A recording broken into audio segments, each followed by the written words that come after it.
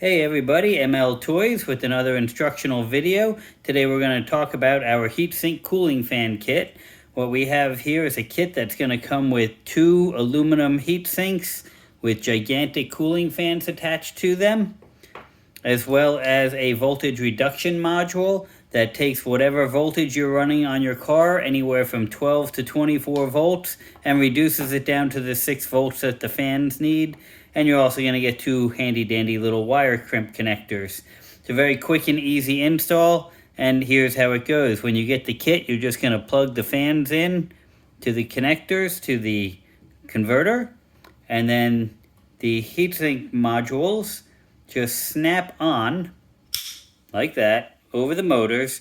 You want to try to keep the holes clear because you still want air moving in and out of that. You're not cooling the air inside of there. Our motors have internal cooling fans already. You're cooling the entire metal around the motor. So those just snap on nice and easy. And then only other wire you're going to have is the main power wire. Now there's a couple of different ways that you can hook it up. Your choice on which way you do it.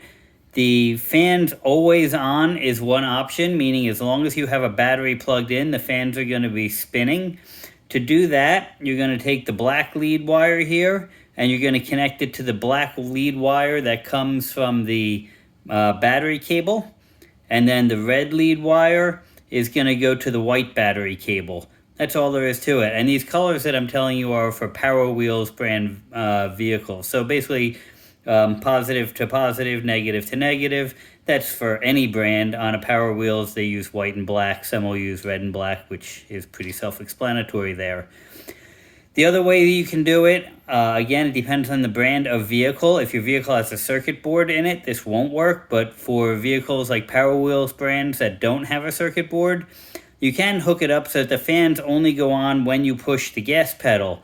Now, unlike a real car with a gas motor, where you want to cool the gas motor a little while after it shuts off, electric motors, as soon as they shut off, they stop creating heat, so there's no real need to keep it running all the time. So the way you would hook that up, the black wire is going to go the same way. It's going to go to the battery lead. The red wire is going to go to the red wire that connects from the bottom of the gas pedal. It's usually the middle wire on most Power Wheels, and it's red, and you're going to connect it to that. Now, before I show you how to connect it, a couple of quick warnings. We've had a lot of people that just simply think they're going to connect these to the motor wire leads.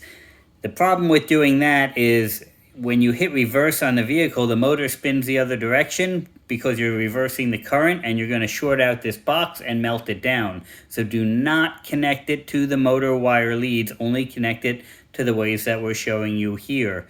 Very important.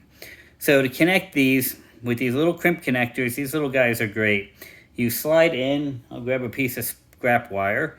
You can pop in from the side here your wire lead. See if I can pop that one in. This is a thicker than normal wire.